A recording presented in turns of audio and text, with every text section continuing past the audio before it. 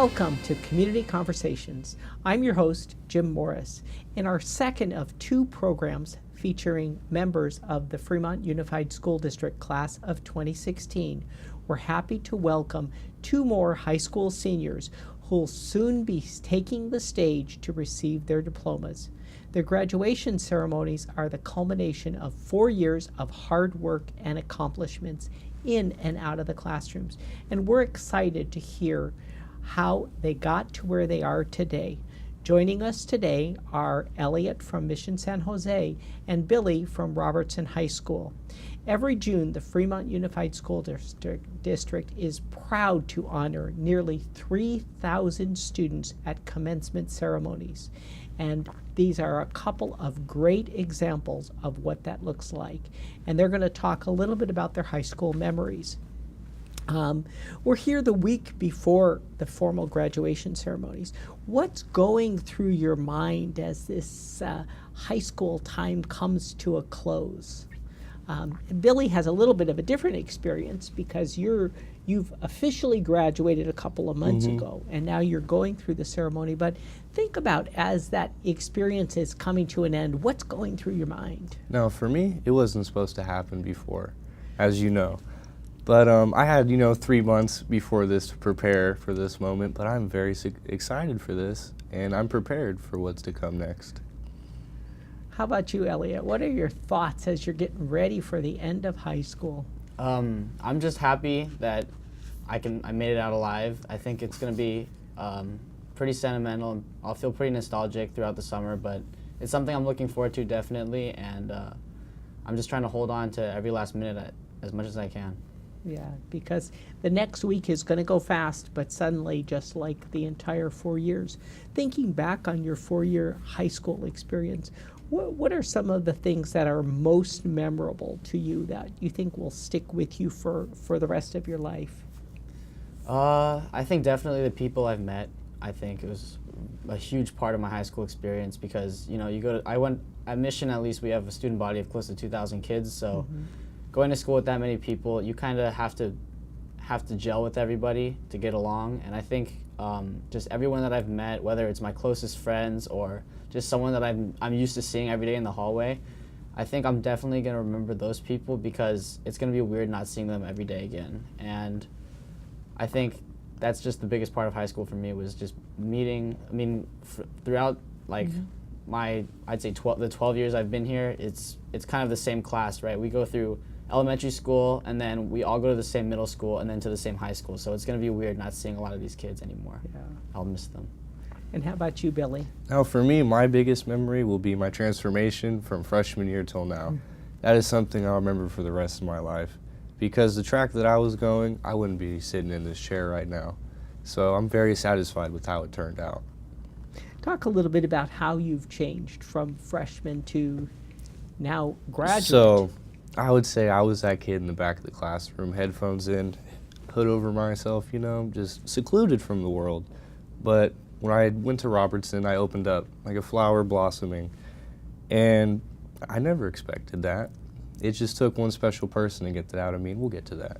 All right. And so how about you, Elliot? If anything, it's kind of weird, but I think I've become more idealistic as I've gotten older. I'm sure that'll change as I meet more people and see the real world, but I think I've also I'd like to think I've become a little wiser and a little smarter and a little less careless with what I say and what comes out of my mouth, so. That's like every parent's dream come true to hear their They son made or sure daughter say that. They made sure of that. Thinking back, it sounds like you've both been in Fremont schools for a long time. Is there a particular staff member or teacher that you'd say, wow, this one's had a really big impact on my life, or it made a positive difference for me? Definitely for me. It took 11 years for me to find that teacher, and his name is Mr. Barry. He was the teacher that saw the light in me when no one else did. And that's all it took, was his faith in me for me to open up. So if Mr. Barry's watching this, thank you. Pretty amazing man, huh? Most definitely. Saw something in you that you probably were trying to hide away. Yes, You I was. probably knew it was there. I was knew nervous was about there. it. I'm like, there's no way I can do this. But he told me, you can do it, Billy. I see it in you. And that's the littlest bit of faith, and that's all it took for me to just skyrocket into what I am now. That's awesome. And how about you, Elliot? I think first I would like to thank my sixth grade elementary school teacher, Miss Johnson. I think I was going the opposite direction as him. He needed to go up, but I was going too far up with my head was getting a little too big. And so I think in sixth grade I was becoming, I hate the sixth grade version of me. So I'm really glad Miss Johnson was my teacher, and she basically told me like, hey, the world doesn't owe you anything. You need to slow down, and you need to like wake up. And she wrote that to me she wrote everybody a letter at the end of school, at the end when we graduated sixth grade, and she wrote that to me at the end of my letter. And for the longest time that summer, I hated it. And for maybe a couple of years, I hated it. I was like, that was the meanest thing ever. And I was like, how could she say that to me? Like, why would she say that? Because I liked her as a teacher, but then I think like somewhere in like, it took me like a couple of years, but I think I finally realized like, wow, she was totally right. And then that was when I realized like I need to not have such a big head. So I want to thank Miss Johnson again for slowing me down, and I also want to thank my math teacher. I've had him for 2 years. He taught me pre-calc and calculus, Mr. Carmali. He's really been inspirational in that his class was really hard, but he never gave up on us. Like we'd bomb the crap out of tests, but he wouldn't stop pushing us. So I think he showed me that in the real world it takes a lot of grit to get through things, and that was kind of his motto. And then lastly, I want to thank my principal, Mr. Larson. He's the one who nominated me to be here. I think he was totally wrong. I think there were many people better than that could have been here instead of me, but he's a really great guy, and I'm just really glad and honored to be like able to attend his school. I mean, it's what's amazing and what I see in common is you're both incredibly intelligent, but you both have this wonderful story of transformation on a human level. You know, that people reached out and saw just incredible goodness inside. And I think that's probably what Miss Johnson was probably trying to tell you is you have so much good inside of you, and yet you're trying to hide it by maybe working too hard in this other area. That's a beautiful story and a tribute to the adults, right, who helped you. So I'm going to ask you, Billy, what's the best advice Mr. Berry gave to you? Because we kind of heard what Elliot got from Ms. Johnson. One particular thing he said to you that... So my problem was I never believed in myself. And it was just, Billy, believe in yourself because you can do whatever you set your mind to. And that I took that with me, and now I'm here today. Every goal I've ever set my mind to at this point has been achieved, and it's been done with complete perfection. Think about the folks across Fremont, right? They're only about 20%, 18 or 20% of the people who live in Fremont have students in school. So 80% of the folks don't have any students. If you were trying to educate someone, maybe my generation or your grandparents' age, about what life is like as a high school student today, what would you say a lot of people don't realize? Well, I would definitely say it's a roller coaster. It's constant change with this generation. Because, you know, think about the iPhone. One day there's an iPhone 5, next day there's an iPhone 6. Always constantly changing. So my best advice, always be prepared. Because the next day, it's not going to be the same as the day before. And so you think there's a lot of folks who, I'm going to press you a little bit on the idea of technology, right? Use of students in technology, how has that changed your world as a student? So let me tell you, instead of looking in a textbook, I can pull out my trusty phone and look up on Google, and all your answers are right there. So I think we have it definitely a lot easier than the people before us. But then again, it's at a disadvantage because, like, you know, people, they take advantage of it in the wrong way. Like in class, be texting, things like that. And social media is also an issue, I believe. It's, people use it wrong. It's at your disposal, but it's how you use it. And a lot of kids this generation, I feel, aren't using it the right way. It's to connect, not disconnect from people. That's how I look at it. Sounds like my dad's given me advice. Yeah, this is very mature thought about it. How about you, Elliot? What would you say to members of the public? Hey, you got to realize this is what life in the high school is like in 2016. Well, I think it's generational in the sense that every generation thinks the one before them didn't understand them. I'm sure, like, my parents thought, oh, my dad doesn't understand me, my mom doesn't understand how hard high school is for me. So I think if you think about that enough, I think it comes down to, I would just say, don't worry, because there's a lot of people that speculate, like, oh, this generation, the millennials, right, short attention spans, can't focus, the social media is disconnecting everybody. I think times are just changing. I think, maybe you are plugged into your phone all the time, but that doesn't necessarily mean you're disconnecting. It's just a different form of connection that people haven't adjusted to yet. So I think that technology has definitely changed, but I think in 10, 20 years, I'll be asking my kids, instead of why are you always texting, I'll be saying, why do you always use the hologram machine, right? Why do you always have to be teleporting from place to place? I think it just goes back. Every generation doesn't think the other generation before them understands. So I would just say, don't worry. I think we're going to be fine. Well, that's pretty mature and sage advice. That's true. So let me ask you to talk a little bit about this idea. We hear a lot about stress on students today.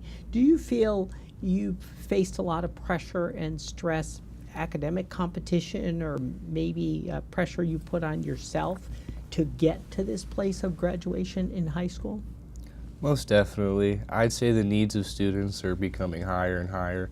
As you see, the curriculums are always changing because they're trying to find a better way to teach people. And it's hard to get accustomed to something when it's going to change the next week. Mm-hmm. So it's kind of like I said before, you always got to be prepared, but you can't be because you don't know what's next. I think that at Mission, there's a huge reputation. I think a lot of people know for Mission being extremely competitive.